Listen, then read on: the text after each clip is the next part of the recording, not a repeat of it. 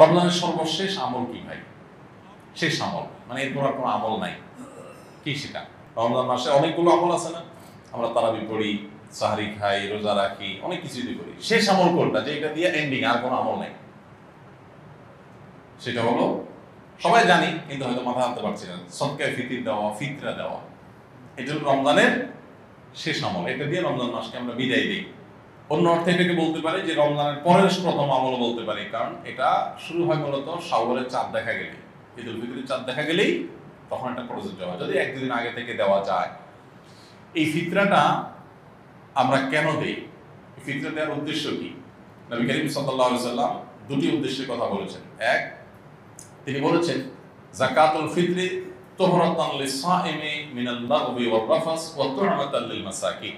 প্রথম কারণ হলো, তিনি বলেছেন যে এটা হলো রোজাদার ব্যক্তি সারা মাস জুড়ে যে সিয়াম সাধনা করেছে, ইবাদত বন্দেগী করেছে, যে মেহনত মুজাহাদা করেছে, এই সারা মাস জুড়ে ইবাদত বন্দেগী করার ফলে তার মধ্যে অনেক অর্জন যেমন হয়েছে, আবার অনেক ত্রুটিও ছিল। রোজাটা রাখতে গিয়ে সে কখনো অনর্থক কথা বলে ফেলেছে, রোজা রেখে অনর্থক বেহুদার কথা বললে রোজা প্রাণ আপনার ক্ষতিগ্রস্ত হয়, রোজা নষ্ট হয়, রোজার রূহ থাকে না, রোজার মান কমে যায়, কোয়ালিটিতে ঘাটতি হয়।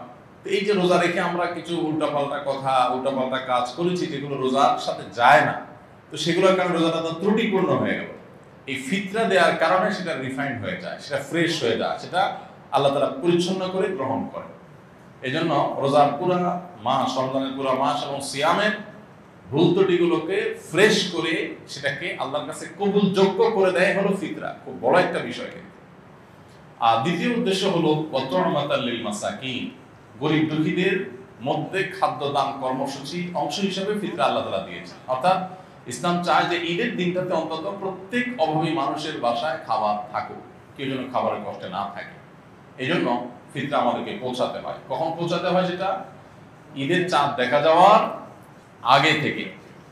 ফিতরা নিয়ে প্রতি বছরই অনেক আলাপ হয়, আমরা সেই দীর্ঘ আলাপে যাওয়ার সুযোগ সময় নাই। শুধু এইটুকু বলি, আমরা প্রায় সবাই আমরা ফিতরার সর্বনিম্ন পরিমাণটা দেওয়ার চেষ্টা করি। নবী করিম সাল্লাল্লাহু আলাইহি ওয়াসাল্লাম ফিতরার যে অপশনগুলো রেখেছেন সেগুলো কিন্তু বিভিন্ন রকম, ভ্যারাইটি আছে সেখানে।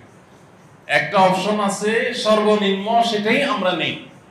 এবং প্রতি বছর আমরা খোঁজ করি যে ফিতরা এই বছর কয় টাকা ধার্য হয়েছে, 115 টাকা, তো দিয়ে দিলাম, বেঁচে গেলাম। যদিও পুরো পরিবারের তরফ থেকে দিতে হয়, পরিবারের কর্তা যিনি, তার ছেলে মেয়ে, তার স্ত্রী, এমনকি ছোট বাচ্চা কাচ্চা, তাদের সবাই পক্ষ থেকে, তার একান্নভুক্ত যারা তার বাসার সদস্যের মতো, এমনকি যে কাজের লোক, যারা বাধা কাজের লোক থাকেন, তাদের তরফ থেকে, এই সবার তরফ থেকে পরিবারের কর্তা দিয়ে দিবেন। এখন সবাই দেখে যে ফিতরা কত ধার্য হয়েছে। ভাই, ফিতরা সর্বনিম্ন যদি 150 বা তার সমমূল্যের খাদ্য হয়, তো ফিতরা সর্বোচ্চটা কিন্তু 1000, 2000 বা আরো বেশি হতে পারে। আপনি কিশমিশ দিয়ে দেন তাহলে একরকম হবে, আপনি গম দিয়ে দিলে আরেক রকম হবে, খেজুর দিয়ে দিলে ভিন্ন রকম হবে। তো অনেকগুলো অপশন আছে। তো আমরা সর্বনিম্ন গমের আইটেমটা বেছে নিই, যেটা সবচেয়ে সস্তা, এটা দিয়ে আমরা দেওয়ার চেষ্টা করি। কারণ আপনি কিশমিশ যদি চিন্তা করেন তাহলে কিশমিশের কেজি কত আর গমের কেজি কত, অনেক বেশ কম হয়ে যাবে। এই জন্য আল্লাহ তাআলা যাকে যতটুকু সামর্থ্য দিয়েছেন তিনি সেইভাবে ফিতরা দিবেন। এবং ফিতরা হিসাবে যদি আপনি খাদ্য দেন অথবা নগদ টাকা দেন, আমার পরামর্শ হবে ওয়াজিব ফিতরা তো ওইটাতে আদায় হয়ে যাচ্ছে, যে কোনো সন্দেহ নাই। নফল হিসেবে যেহেতু ফিতরার উদ্দেশ্য গরিবের বাসায় খাবার পৌঁছানো, সেই যুগে নবী সাল্লাল্লাহু আলাইহি ওয়াসাল্লামের সময় গরিব শুধুমাত্র এই প্রিন্সিপাল ফুড এগুলোর উপর নির্ভর করত। চাল, ডাল, আপনার ডাল তো না, আপনার গোশত অথবা আপনার আটা, ময়দা কিংবা গম, এগুলোর উপরে নির্ভর করতো মানুষ। কিন্তু এখন মানুষের জীবনের যে আপনার জীবন ধারণের যে পদ্ধতি, প্রক্রিয়া, মানুষের যে লাইফস্টাইল, সেটাতে যথেষ্ট পরিবর্তন হয়েছে।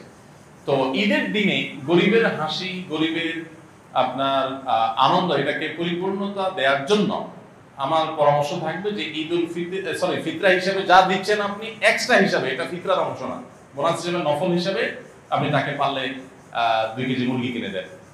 গরুর গোশত অনেক দাম, 1 কেজি গরুর গোশত, 2 কেজি গরুর গোশত কিনে দেন, একটু পোলাও চাল কিনে দেন, একটু সেমাই চিনি কিনে দেন। আমি প্রতি বছর এই কাজটা করি আলহামদুলিল্লাহ। ফিতরা যা করা, এর বাইরে একটা গরিব পরিবারের ঈদের আনন্দ হওয়ার জন্য, বাসায় ভালো খাবার দাবার প্রস্তুত করার জন্য যা যা দরকার, তার একটা প্যাকেজ একটা প্যাকেট তাদের বাসায় পৌঁছে দেন, তাহলে তাদের আনন্দটা 16 কলায় পরিপূর্ণ হবে ইনশাআল্লাহ। এটা আমরা করতে পারি।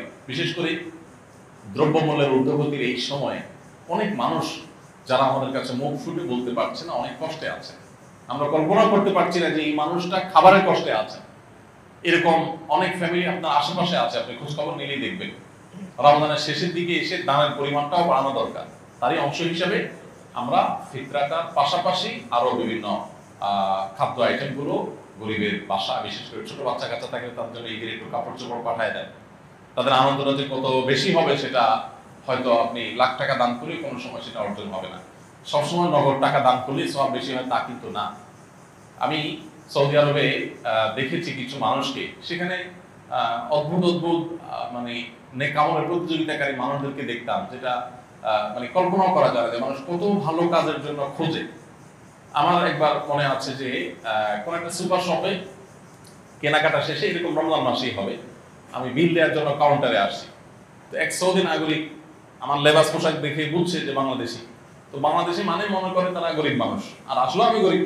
তো আমার পিঠে এরকম আস্তে করে আলতো করে হাতটা রাখছে, খুব সুন্দর করে, মানে যেটাতে আমি মানে রাখার তো একটা ধরন আছে, আস্তে করে পিঠের উপর হাতটা রাখছে, মানে খুব কোমলতার সাথে, স্নেহের সাথে।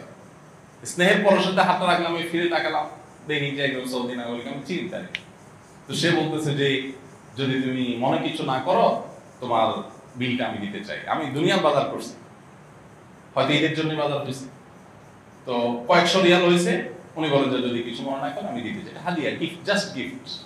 এখন কি বলা যায়, গিফট দিবে, নিষেধ করার কিছু নেই, বলো ঠিক আছে। তখন উনি দিলেন। আমার কাছে আইডিয়াটা খুব ভালো মনে হলো। আপনি বাজারে চলে যান, বাজারে যে দেখবেন বহু মানুষ মাছ বাজারে কাচুমুচু করছে, ছটফট করতেছে, একবারে মাসালা কাছে আবার ওই মাসালা যায়, তার মানে বাজেটের সাথে তার চাহিদা বা প্রয়োজনের মিলাতে পারছে না বেচারা। এই লোকটাকে ওইরকম পেছন থেকে আলতো করে হাত বুলিয়ে তাকে একটু বলেন, ভাই আমি আপনার এই মাছের বিলটা দিতে চাই, যদি আপনি মনে হচ্ছে না করেন। আপনি দেখেন যে কোনো একটা বাচ্চা, গরিবের বাচ্চা, সে হয়তো কোনো একটা মুদি দোকানের পাশ দিয়ে ঘুরছে, কোনো একটা খাবার দোকানের পাশ দিয়ে ঘুরছে, বারবার কাচুমুচু করছে, খেয়াল করেন, তাকে ওই খাবারটা একটু কিনে আপনি হাতে তুলে দেন। অনেক সময় লক্ষ লক্ষ টাকা নগদ দেওয়ার চাইতে ওই সামান্য কিছু টাকার ওজন অনেক বেশি হয়। তো এই বছর বিশেষ করে ঈদকে সামনে রেখে আমাদের এই আমলটা হতে পারে, কারণ ঈদের এই সময়টাতে অনেক মানুষ কষ্টে আছে, অনেক মধ্যবিত্ত আছে যাদের লেবাস পোশাক চলাফেরা দেখে বোঝার কোনো উপায় নেই যে তারা খাবারের কষ্টে আছে রীতিমতো বাচ্চা কাচ্চা। আমি রমজানের শুরুর দিকে আহ্বান করেছিলাম যে একটা মাছ কিনে দেন, একটু সারি করতে পারে বাচ্চাদেরকে সাথে নিয়ে, একটু মুরগি কিনে দেন, একটু গরুর গোশত কিনে দেন।